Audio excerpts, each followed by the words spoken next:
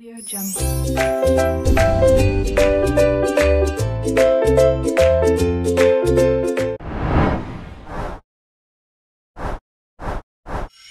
Hai semuanya, apa kabar? Semoga kita semua dalam keadaan yang baik-baik saja ya. Perkenalkan, nama saya Ruth Sohoni Nugrajati, mahasiswi Pendidikan Fisika, Fakultas Keguruan dan Ilmu Pendidikan, Universitas Sultan Ageng Tirtayasa, Angkatan 2019.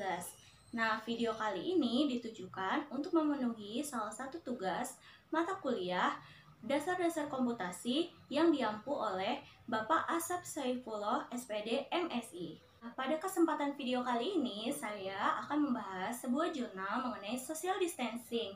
Nah, jadi simak terus ya videonya sampai di akhir nanti.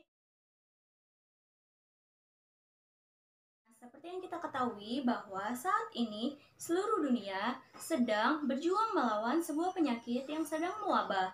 Nah, apa sih penyakitnya? Ya, benar sekali teman-teman. Nama penyakitnya adalah COVID-19 atau yang biasa kita kenal sebagai coronavirus. COVID-19 atau yang biasa disebut dengan coronavirus merupakan salah satu penyakit menular yang disebabkan oleh sindrom pernafasan akut coronavirus. Virus ini pertama kali ditemukan di Wuhan, China pada bulan Desember tahun 2019. Sedangkan untuk di Indonesia mulai teridentifikasi sejak tanggal 1 Maret 2020. Berdasarkan data WHO, sudah terkonfirmasi pada tanggal 2 Mei 2020, Indonesia telah mencapai angka lebih dari 10.000 kasus dengan total kasus di seluruh dunia mencapai 3 juta jiwa. Adapun gejala yang ditimbulkan dari penyakit COVID-19 ini adalah demam yang melebihi 37 derajat Celcius, sakit tenggorokan, batuk, pilek, gangguan pernafasan, dan merasa tubuh letih dan lesu.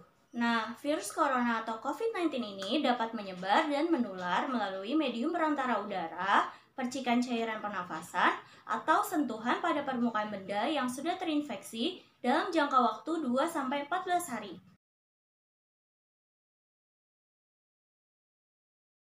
Nah, terdapat berbagai cara untuk menjaga diri kalian dan keluarga kalian dari terpaparnya virus corona atau COVID-19 ini. Di antaranya, menggunakan masker saat hendak berpergian keluar rumah, rajin mencuci tangan, stay at home atau melakukan segala aktivitas dari rumah, serta menjaga jarak antara orang lain minimal 1 meter atau yang biasa kita sebut dengan social distancing. Terdapat 4 langkah yang harus dilakukan untuk melakukan social distancing ini sendiri. Yang pertama, melakukan penutupan sekolah, yang kedua melakukan penutupan tempat kerja atau kantor, yang ketiga mengisolasi kasus, dan yang terakhir mengurangi kontak fisik di seluruh komunitas. Lalu, apakah pengaruh dari stay at home atau social distancing pada kasus coronavirus yang mewabah saat ini?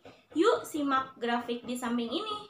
Pada grafik yang tertera di samping ini, sumbu X menyatakan durasi wabah yang sedang berlangsung, sedangkan sumbu Y menyatakan jumlah kasus yang sedang berlangsung. Pada grafik tersebut terdapat 2 buah kurva, namun perlu digarisbawahi bahwa kedua kurva ini memiliki jumlah kasus yang sama. Pada kurva yang pertama menunjukkan bahwa jumlah kasus tanpa melakukan stay at home atau social distancing. Sedangkan pada kurva kedua menunjukkan jumlah kasus dengan melakukan social distancing atau stay at home. Kurva yang pertama menyebabkan penyebaran kasus dalam waktu yang relatif singkat. Sedangkan pada kurva kedua menyebabkan penyebaran kasus COVID-19 yang relatif lebih lama atau sangat lama. Namun, coba kalian perhatikan grafik ini dengan saksama kembali ya.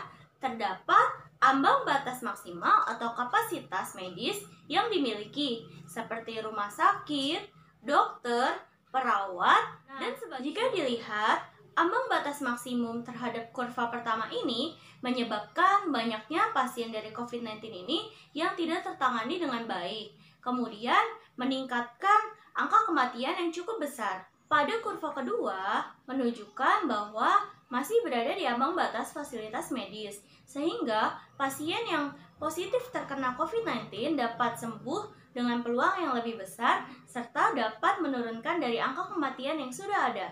Karena itu penting sekali ya teman-teman untuk melakukan social distancing dan stay at home di rumah masing-masing. Selanjutnya kita akan membahas sebuah jurnal yang berjudul Efektivitas jarak sosial atau social distancing dalam memitigasi penyebaran COVID-19 dengan menggunakan analisis permodelan.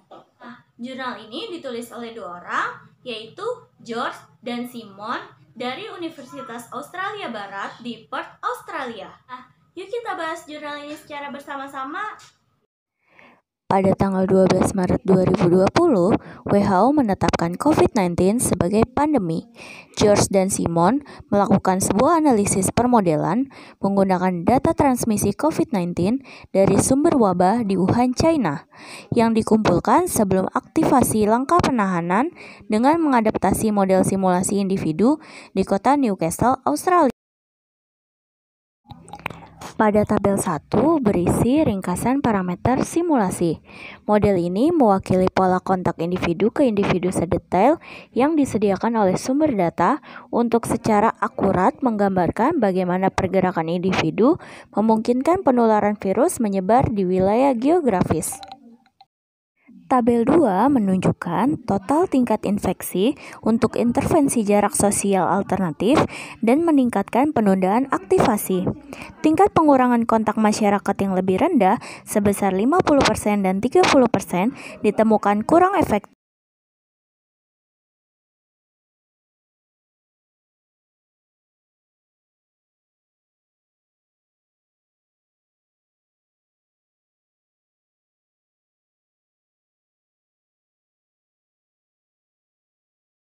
Gambar 1 mengilustrasikan pertumbuhan dalam kasus-kasus sebelum aktivasi intervensi dan bagaimana aktivasi strategi gabungan yang kuat pada minggu ke-10 dengan cepat mengurangi jumlah kasus harian dan sekitar hari ke-79 dan selanjutnya.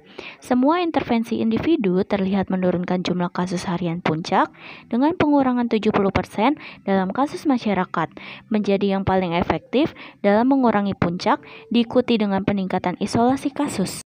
Gambar 2 dan 3 menyajikan kurva epidemi untuk kasus infeksi dengan penundaan aktivasi 1 dan 5 minggu. Masing-masing untuk skenario penundaan aktivasi singkat ini, kedua strategi interval gabungan efektif dalam mencegah epidemi yang terjadi, kedua garis hijau datar. Namun, ini mengasumsikan bahwa strategi intervensi yang kuat ini dilanjutkan tanpa batas waktu. 70% pengurangan kontak di seluruh komunitas adalah tindakan yang paling efektif dalam peningkatan isolasi kasus dan pengurangan 50% dalam kontak masyarakat. Gambar 4 menunjukkan bagaimana jarak sosial yang kuat menggabungkan semua langkah-langkah jarak sosial dapat mengurangi infeksi pada orang tua menjadi hampir nol. Pengurangan 70% dalam kontak komunitas adalah tindakan intervensi tunggal yang diprediksi mengurangi infeksi harian maksimum pada kelompok usia ini. Dalam skenario yang tidak dikurangi, pengurangan kontak komunitas 50% dan peningkatan isolasi kasus juga terlihat efektif dalam mengurangi puncak kasus dan meratakan dan memperpanjang kurva epidemi. Gambar 5 menunjukkan peningkatan isolasi kasus pada 100% anak-anak dan 90% orang dewasa dengan menutup semua sekolah, melibatkan pengurangan 30% dalam kontak komunitas, pengurangan 50% dalam kehadiran tempat kerja, merupakan skenario yang lebih kuat. Dengan pengurangan kontak komunitas diperkuat hingga 70% dan penutupan tempat kerja menghasilkan tingkat kenon-hadiran sebesar 90%. Dengan mempertimbangkan dan menghentikan intervensi yang kuat dan kombinasi ini setelah 6 minggu. Nah, pemodelan ini diasumsikan bahwa intervensi dilakukan sampai vaksin atau opsi pengobatan COVID-19 muncul. Dengan langkah-langkah yang sangat kuat yang mungkin menyebabkan kelelahan kepatuhan setelah ditahan untuk jangka waktu yang lama. Untuk mengatasi ini, permodelan dapat digunakan untuk mengevaluasi siklus berulang, mulai dari menghentikan intervensi. Nah, gimana teman-teman setelah kalian menyimak dari video ini? Jangan bosan ya untuk melakukan social distancing dan stay at home. Nggak kerasa ya, kita sudah sampai di akhir video. Cukup sekian dulu ya video kali ini. Semoga video ini dapat bermanfaat bagi kalian semua. Jangan lupa jaga kesehatan kalian semua ya. Sampai jumpa di video selanjutnya.